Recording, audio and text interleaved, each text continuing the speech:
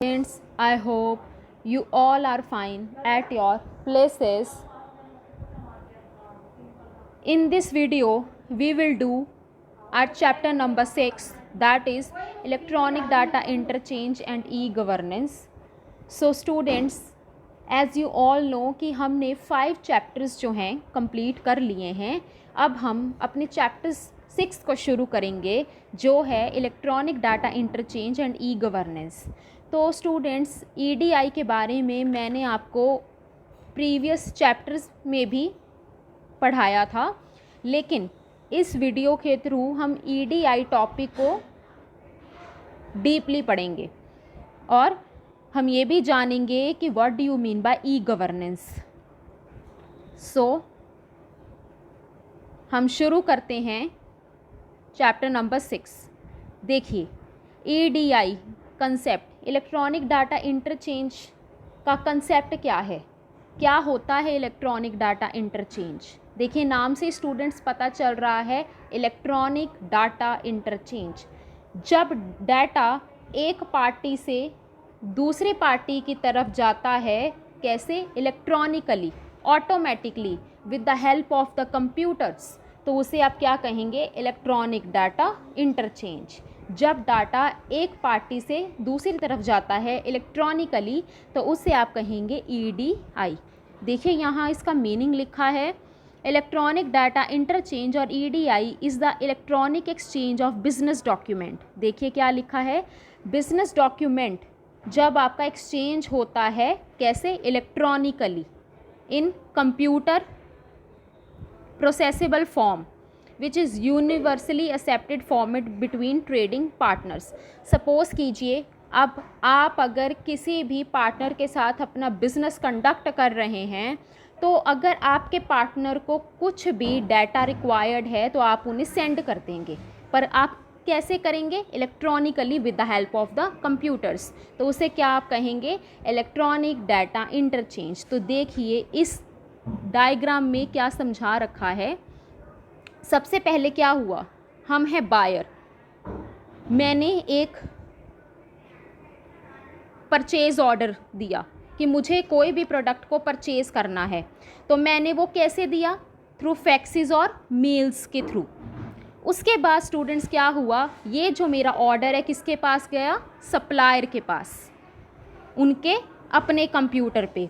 और उन्होंने क्या कर दिया, जो मेरे प्रोडक्ट का बिल था, जो इनवॉइस था, इनवॉइस का मतलब जो बिल था, उन्होंने मुझे फिर से मेरी ही मेल आईडी पे फैक्स किया और मेल कर दिया. उसके बाद बायर के पास क्या आ गया?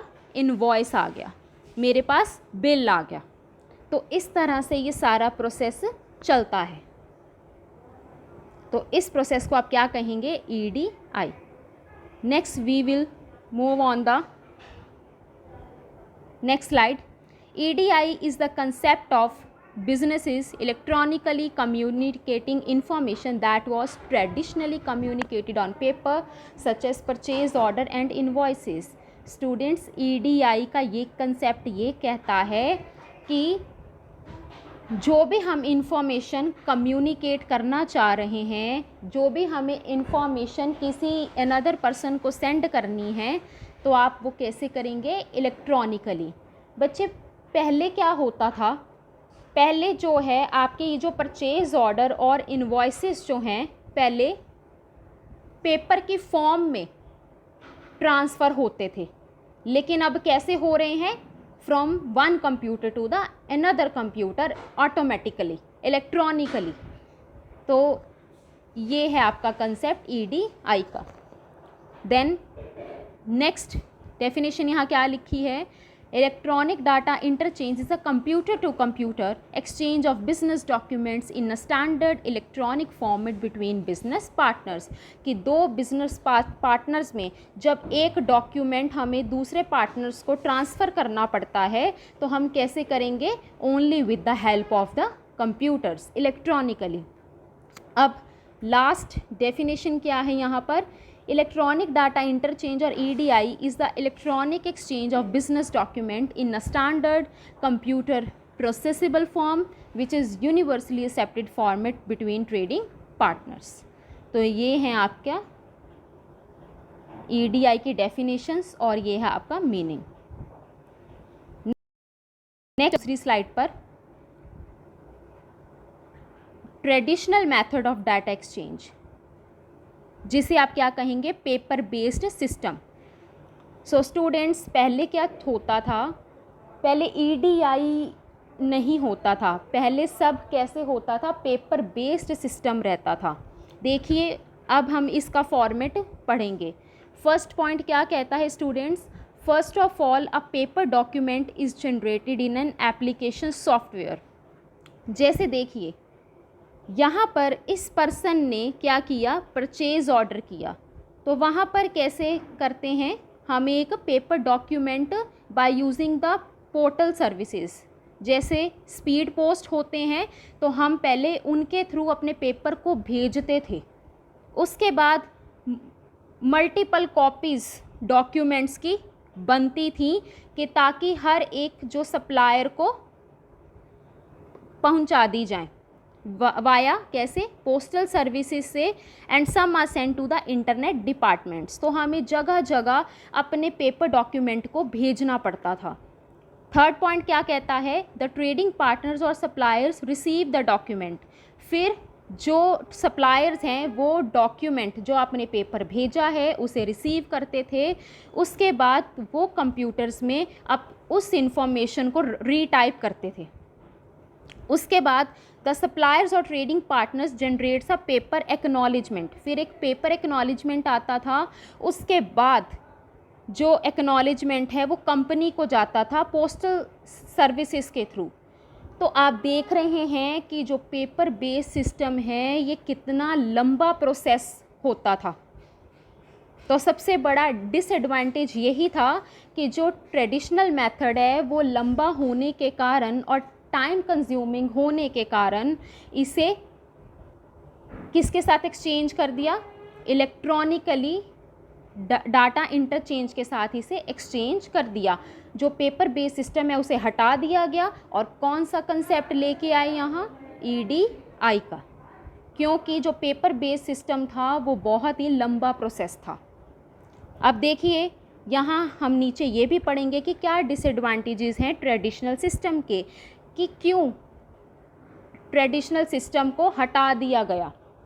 देखिए फर्स्ट क्या है, इंक्रीज टाइम। जैसे मैंने पहले भी बताया कि ये बहुत ज़्यादा टाइम कंज्यूमिंग प्रोसेस है। इतना ज़्यादा टाइम लेता था कि आपका जो ऑर्डर है वो अच्छी तरह फुलफ़िल नहीं हो पाता था, लो एक्यूरेसी रहती थी, हाई लेबर चार्जेस होते थे। देखिए स्टूडेंट्स, जैसे पोस्टल सर्विसेज से भेजना, पोस्टल सर्विसेज से मंगवाना, तो उसके अकॉर्डिंग क्या होता था कि जो लेबर चार्जेस थे वो बहुत ज़्यादा हाई रहते थे। लास्ट इज़ इंक्रीज्ड अनसर्टेनिटी, और इस बात की अनसर्टेनिटी रहती थी कि क्या आपका ऑर्डर फुलफ़िल हो भी पाएगा या नहीं, जो बिल बनाया गया है, जो पेपर बनाया गया है वो आपके पास वापस भी आएगा या नहीं। तो इसलिए इस ट्रेडिशनल सिस्टम को हटा दिया गया और उसकी बजाय कौन सा लाया गया, EDI, इलेक्ट्रॉनिक डाटा इंटरचेंज। अब हम नेक्स्ट टॉपिक की ओर बढ़ते हैं, बेनिफिट्स और एडवांटेजेस ऑफ EDI। अब हम इस टॉपिक में ये पढ़ेंगे कि आपके EDI के बेनिफिट्स और एडवांटेजेस क्या हैं। देखिए यहाँ दिए हुए हैं, एक तरफ डायरेक्ट बेनिफिट्स ऑफ EDI और दूसरी तरफ दिए हुए long term strategic benefits. Firstly हम डिस्कस करेंगे one by one direct benefits of EDI। First क्या है students, no rekeying is required. देखिए अगर एक बार ही प्रोसेस कंप्लीट हो जाता है तो आपको दोबारा अपने इंफॉर्मेशन को रीटाइप नहीं करना पड़ता। यहाँ रीकीइंग का मतलब है स्टूडेंट्स कि आप जब अपनी इंफॉर्मेशन को बार बार जब एंटर करते हैं कंप्यूटर पे, तो उसका मतलब क्या है, नो रीकीइंग, कि आपको जो अपना डाटा है वो रिपीटेडली पर एंटर नहीं करना पड़ता। आप एक बार ही डाटा एंटर करोगे और आपका जो सिस्टम है वो आपके वर्क को पूरा कर देगा। So no rekeying is required. Next is lower cost. Students, जब आप EDI का यूज़ कर रहे हो तो ये क्या है, आपके लोअर कॉस्ट है। जो EDI की कॉस्ट है वो बहुत ही लोअर है अगर हम पेपर वर्क सिस्टम से लिंक करें तो EDI की जो कॉस्ट है it is lower. Next is improved customer services. EDI जो कस्टमर की सर्विसेज हैं, जो कस्टमर्स के ऑर्डर हैं, वो ईज़िली इम्प्रूव कर रहा है और आपके ऑर्डर्स जल्दी से फुलफ़िल हो रहे हैं। Next is effectiveness. और ये जो EDI का प्रोसेस है ये बहुत ज़्यादा इफ़ेक्टिव है। नेक्स्ट, अब हम चलते हैं long term strategic benefits. First क्या है students, better quality and speed. जब आप अपने ऑर्डर को देंगे, जब आप अपने परचेज ऑर्डर को इम्प्लीमेंट करेंगे तो क्या होता है, जो EDI है वो आपके ऑर्डर को स्पीडली काम करेगा। Next is competitive edge. जो कंपटीटर से आपका कंपटीशन है वो भी इम्प्रूव होता है। Next is reduction of cost. हम ये पढ़ ही चुके हैं स्टूडेंट्स, क्या है, कॉस्ट अपने आप रिड्यूस हो जाती है with the use of EDI। Next is improved business relations. इससे आपका बिजनेस जो है वो इम्प्रूव्ड वे में रन करता है, स्मूथली चलता है। Next is accuracy in sales. आपकी जो सेल्स है प्रोडक्ट्स की वो इंक्रीज़ होती रहती है और एक्यूरेटली इंक्रीज़ होती रहती है। Last point under long term strategic benefits it's improved job satisfaction. और जो भी जॉब सेटिस्फेक्शन है वो भी इम्प्रूव होती रहती है। तो आपने देखे हैं कि क्या बेनिफिट्स हैं EDI के। फर्स्टली स्टूडेंट्स, हम फिर से रिवाइज़ करते हैं। देखिए, हमने पहले इलेक्ट्रॉनिक डाटा इंटरचेंज का कंसेप्ट पढ़ा है कि क्या होता है ये। उसके बाद हमने कुछ डेफिनेशंस इसकी पढ़ी हैं, उसके मीनिंग्स पढ़े हैं। फिर हमने ट्रेडिशनल मेथड पढ़ा है कि क्यों जो पेपर बेस्ड सिस्टम है वो हटाया गया और उसकी जगह हम EDI लेकर आए। देन क्या डिसएडवांटेजेस थे ट्रेडिशनल सिस्टम के और क्या बेनिफिट्स और एडवांटेजेस हैं EDI के। सो फिलहाल आज की वीडियो में हम इतना ही करेंगे। अगर आपको ये वीडियो पसंद आई हो so please like and subscribe my channel. Thank you so much students for watching this video.